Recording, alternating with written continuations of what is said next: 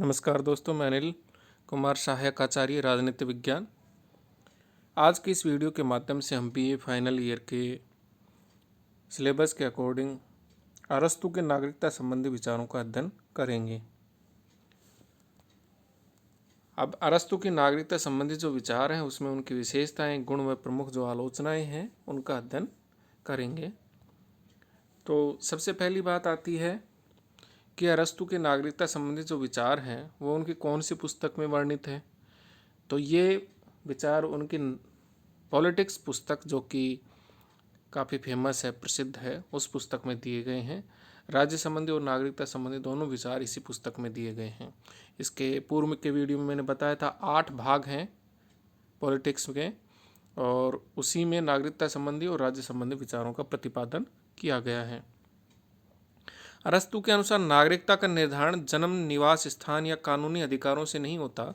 इसके लिए व्यक्ति को राजनीतिक क्षेत्र में सक्रिय होना बहुत महत्वपूर्ण है। ये नहीं कि सिर्फ आपने जन्म ले लिया या कहीं पर आप रह रहे हैं तो इस आधार पर आपको नागरिकता मिल जाएगी, या फिर युद्धबंदी हैं उनको नागरिकता दे दी जाए। आज की जो नागरिकता की धारणा है उससे अरस्तु की नागरिकता संबंधी विचार बिल्कुल उलट है।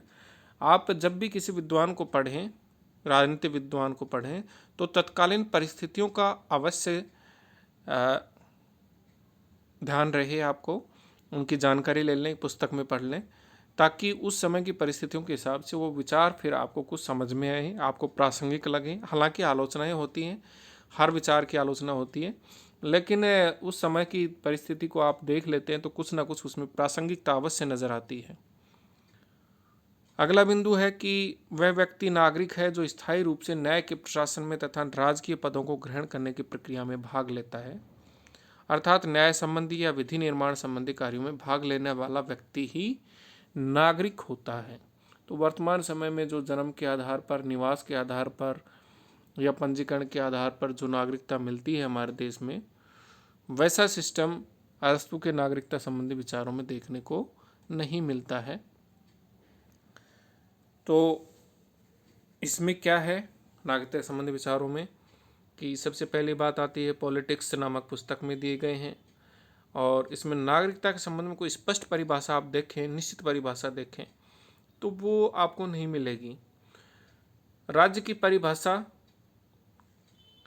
एक सिंपल सी परिभाषा अरस्तु बताते हैं कि राज्य नागरिकों के मेल से बनता है, नागरिकों के संयोग से बनता है। नागरिक कौन है, नागरिकता क्या है, इस संबंध में अरस्तु के विचार दिए गए हैं। अरस्तु अपने नागरिकता संबंधी विचारों में तत्कालीन समय में प्रचलित मतों का खंडन करता है, जैसे निवास मूलक मत, कानूनी अधिकार मूलक तथा वंश परंपरा मूलक मत। ये सब के सब जो उस समय प्रचलित सिद्धांत हैं, इनका अरस्तु खंडन करते हैं। केवल निवास से ही कोई व्यक्ति नागरिक नहीं हो जाता है, क्योंकि विदेशी और दास भी तो राज्य में रहते हैं, क्या उनको भी फिर नागरिकता दे दी जाए। दूसरी बात है कि अभियोग चलाने का अधिकार भी नागरिकता नहीं देता है। आप किसी केस कर देते हो या वाद दायर कर देते हो तो इससे भी आपको नागरिकता नहीं मिलेगी, क्योंकि यह अधिकार विदेशियों को भी मिल जाता है, संधि द्वारा मिल जाता है। और किसी राज्य क्षेत्र में जन्म लेने या किसी नागरिक की संतान होने से कोई व्यक्ति नागरिक नहीं हो सकता। नागरिकता छीनी गई हो तथा जिसे देश निकाला दिया गया हो उसको भी नागरिक नहीं माना जाएगा। अरस्तु के अनुसार नागरिकता का निर्धारण जन्म, निवास स्थान या कानूनी अधिकारों से नहीं होता। इसके लिए व्यक्ति की राजनीतिक क्षेत्र में सक्रिय होना बहुत महत्वपूर्ण है। वह व्यक्ति नागरिक है जो स्थायी रूप से न्याय के प्रशासन में तथा राजकीय पदों को ग्रहण करने की प्रक्रिया में भाग लेता है। अर्थात न्याय संबंधी या विधि निर्माण संबंधी यानी कानून निर्माण संबंधी कार्यों में भाग लेने वाला व्यक्ति ही नागरिक होता है।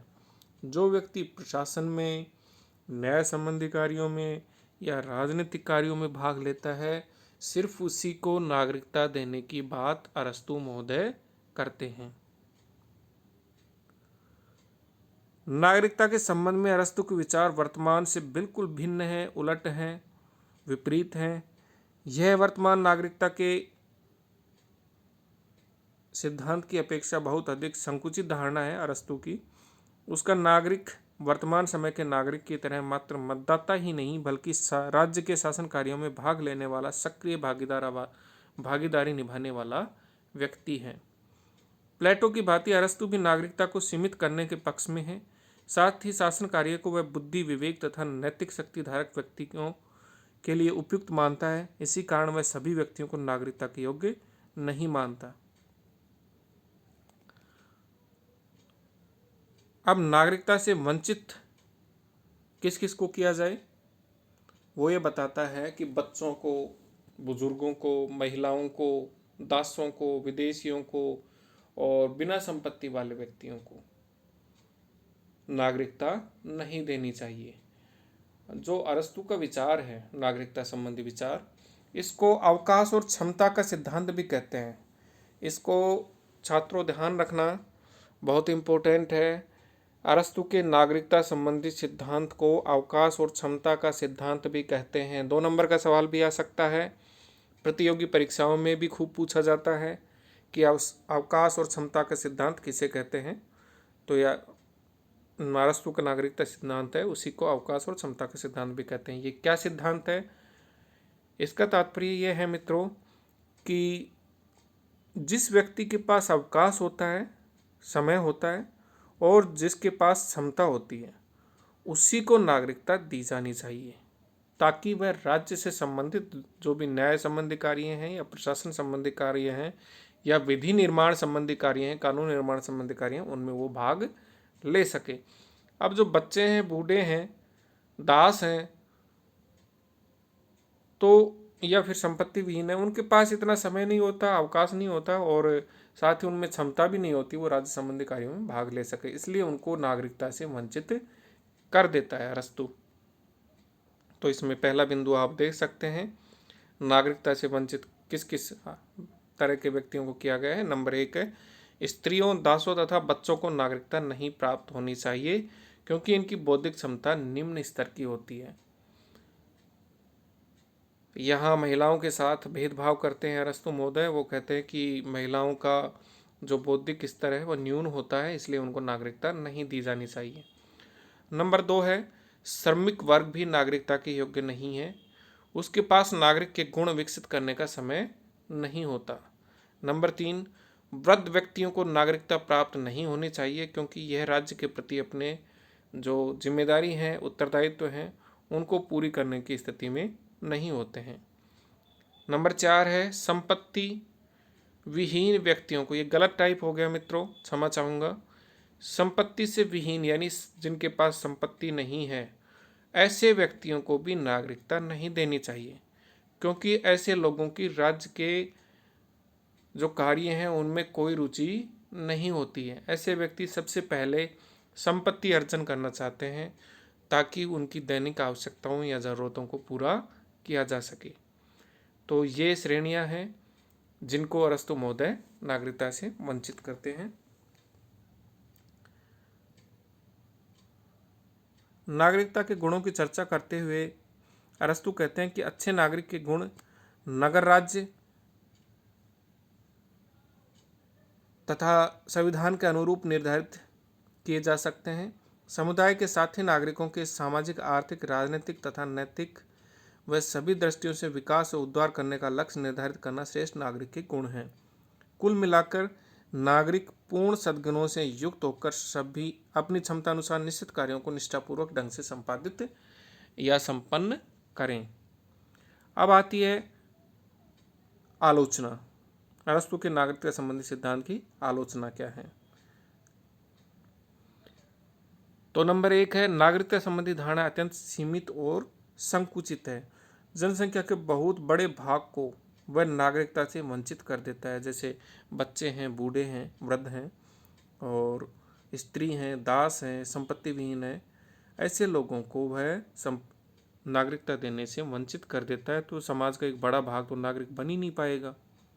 नंबर 2 है, नागरिकता की धारणा वर्तमान प्रतिनिधि शासन में संभव नहीं। दोस्तों, आज दुनिया के ज़्यादातर देशों में लोकतांत्रिक शासन व्यवस्था है और इस लोकतांत्रिक शासन व्यवस्था में 2 तरह का मॉडल होता है। नंबर 1 है प्रत्यक्ष शासन और दूसरा होता है अप्रत्यक्ष। तो प्रत्यक्ष तो स्विट्जरलैंड के 5 प्रांतों में ही है, कैंटों में ही है। बाकी पूरी दुनिया में जहाँ भी डेमोक्रेसी है वहाँ तो अप्रत्यक्ष तरीके से ही शासन किया जाता है। अप्रत्यक्ष तरीके से कैसे? जनता अपने प्रतिनिधि चुन करके विधायिका में भेज देती है और वो लोग फिर जनता के लिए शासन करते हैं, कानून बनाते हैं, प्रशासन का काम करते हैं। तो आज के तारीख में अगर हम देखें, आज के समय में हम देखें तो प्रतिनिधि जो लोकतंत्र है या प्रतिनिधि शासन है, उसमें नागरिकता की ये वाली धारणा चल नहीं सकती। अरस्तू की ये धारणा नहीं चलेगी, क्योंकि हर व्यक्ति को नागरिक को कानून निर्माण का या विधि निर्माण का दायित्व नहीं सौंपा जा सकता।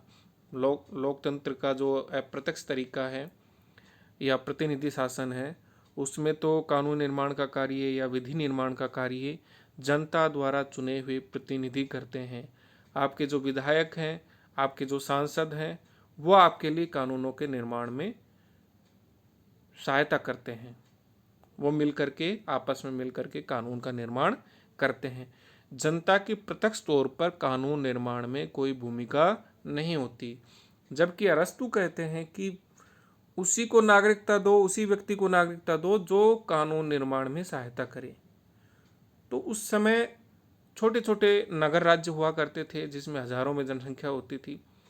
तो उस समय की परिस्थितियों के हिसाब से व्यक्ति विधि निर्माण के कार्य में अपना योगदान दे सकता था। लेकिन आज बड़े बड़े राष्ट्र राज्य बन गए जिनकी करोड़ों में अरबों में जनसंख्या है। तो ऐसे राष्ट्र राज्यों के नागरिकों का विधि निर्माण के कार्य में भाग लेना असंभव प्रतीत होता है। अगला बिंदु है आलोचना का। नागरिकता का विचार अनुदार और धनिक तंत्रीय दृष्टिकोण पर आधारित है। केवल धनी व्यक्ति या जूरी या कानून के निर्माता के रूप में कार्य करेंगे, उन्हीं लोगों को नागरिकता देने की अरस्तू बात करते हैं। निर्धन वर्ग की वो उपेक्षा करते हैं। जिनके पास संपत्ति नहीं है उनको वो नागरिकता का अधिकार नहीं देते हैं। चौथा नंबर का बिंदु है नागरिक व अनागरिक में, ये न्याय गलत टाइप हो गया दोस्तों, क्षमा चाहूँगा। नागरिक व अनागरिक में भेदभाव न्याय संगत नहीं है। कैसे न्याय संगत कैसे नहीं है? कि जो नागरिक हैं और जो गैर नागरिक हैं वो किस आधार पर अलग होंगे? भाई गैर नागरिक जो हैं वो भी राज्य में रहते हैं और अप्रत्यक्ष तौर पर राज्य के कार्य करते हैं। जैसे दास हैं, मजदूर हैं, वो राज्य के कार्यों में किसी न किसी रूप में अपना योगदान देते हैं। अधिक जनसंख्या वाले राज्य पर इसे लागू नहीं किया जा सकता। अरस्तू का नागरिकता संबंधी जो सिद्धांत है उससे ज़्यादा जनसंख्या वाले राज्यों में लागू नहीं किया जा सकता। और अंतिम बिंदु है आलोचना का। समाज में वर्ग विभाजन करता है अरस्तू का नागरिकता संबंधी सिद्धांत, तो ये भी गलत है। नागरिकता की इस प्रकार की धारणा अपनाने से समाज कई वर्गों समुदायों में बंट जाएगा।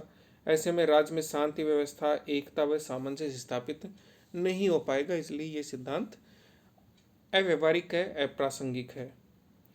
और अंत में हम कह सकते हैं कि अरस्तू की जो नागरिकता संबंधी विचारों में अनेक कमियां हैं। सैद्धांतिक दृष्टि से भले ही अच्छा नहीं हो, श्रेष्ठ नहीं हो, और व्यवहारिक रूप से भी इसको हम सही नहीं कह सकते वर्तमान परिस्थितियों के हिसाब से, लेकिन फिर भी तत्कालीन परिस्थितियों के हिसाब से इसमें कुछ ना कुछ अच्छाइयाँ थी कि छोटे नगर राज्य होते थे और उसमें सक्रिय गणतंत्रवाद की स्थापना करने के लिए अरस्तू नागरिकता के संबंध में इस तरह के विचार देते हैं। तो इसमें मोटे तौर पर 2 नंबर के सवाल के तौर पर आप ध्यान रखोगे कि इस सिद्धांत अरस्तू के नागरिकता सिद्धांत को अवकाश और क्षमता का सिद्धांत भी कहते हैं। यानी जिन व्यक्तियों के पास अवकाश और क्षमता हो उन्हीं को नागरिकता दी जाए। किन किन को नहीं दी जाए? नंबर 1 है बच्चे हैं, बूढ़े यानी वृद्ध हैं। नंबर 3 है स्त्री। नंबर 4 है दास। नंबर 5 है विदेशी। और नंबर 6 है संपत्तिहीन। इन लोगों को नागरिकता नहीं दी जानी चाहिए। नागरिक वही हो सकता है जिसके पास अवकाश हो और जिसके पास क्षमता हो कि वो राज्य के मननशील, यानी कानून निर्माण और न्याय संबंधी कार्यों में भाग ले सके। अब लोकतंत्र का युग है, तो ऐसे युग में अरस्तू की ये परिभाषा चल नहीं सकती। फिर भी इसमें एक गुण छिपा हुआ है, एक क्वालिटी है कि अरस्तू, मैंने बताया आपको, कि सक्रिय नागरिकता चाहता है। और ये आज के ज़माने में जो नागरिक गणतंत्रवाद की धारणा है, वो अरस्तू के इस विचार में छिपी हुई है। तो ये नागरिक गणतंत्रवाद क्या होता है, ये थोड़ा सा समझ लेते हैं। यानी सक्रिय नागरिक बनकर रहो। ये नहीं कि राज्य के कार्यों से आपको कोई लेना देना ही नहीं है, शासन कैसे चल रहा है, वोट डाला कि नहीं डाला, कोई लेना देना नहीं है। अच्छे कार्य शासन कर रहा है तो उसकी आप प्रशंसा करो, बुरे कर रहा है तो आलोचना करो। ये जब काम करते हो तो आप सक्रिय नागरिकता का निर्वहन करते हो। अरस्तू ऐसी ही नागरिकता का पक्षधर था। नागरिकता संबंधी उसकी यह अवधारणा तत्कालीन यूनानी राज्यों की प्रजातंत्रीय व्यवस्था के अनुरूप है। शासन कार्यों में वास्तविक रूप से भाग लेने वाला ही नागरिक है। एक्चुअल में क्या था, तत्कालीन एथेंस में शासन संबंधी मामलों पर विचार करने के लिए एक सभा होती थी जिसका नाम होता था इक्लेसिया। जो भी शासन संबंधी कार्य होते थे उन पर विचार करने के लिए एक सभा होती थी जिसका नाम क्या होता था, इक्लेसिया। और न्याय कार्य, जो जस्टिस से संबंधित कार्य होते थे, न्याय से संबंधित कार्य होते थे, उनको संपादित करने के लिए एक अलग सभा होती थी जिसका नाम था हेलिया। और इस हेलिया नाम की सभा में 30 साल से ज़्यादा आयु वाले जो नागरिक होते थे वो भाग लेते थे। इसी सक्रियता के एक तरीके से पूर्वाग्रह से ग्रस्त होकर के अरस्तू ने नागरिकता के संबंध में ये सिद्धांत प्रस्तुत किया है, जिसमें सक्रिय गणतंत्रवाद हम देख सकते हैं। और आगे चल कर के ये नागरिकता की धारणा खारिज हो जाती है क्योंकि ये अव्यवहारिक है, अप्रासंगिक है। तो आज के इस वीडियो में हमने अरस्तू के नागरिकता संबंधी विचारों का अध्ययन किया, उसके क्या क्या सिद्धांत था उनका अध्ययन किया। आगे हम अरस्तू के दूसरे विचारों का अध्ययन करेंगे। धन्यवाद।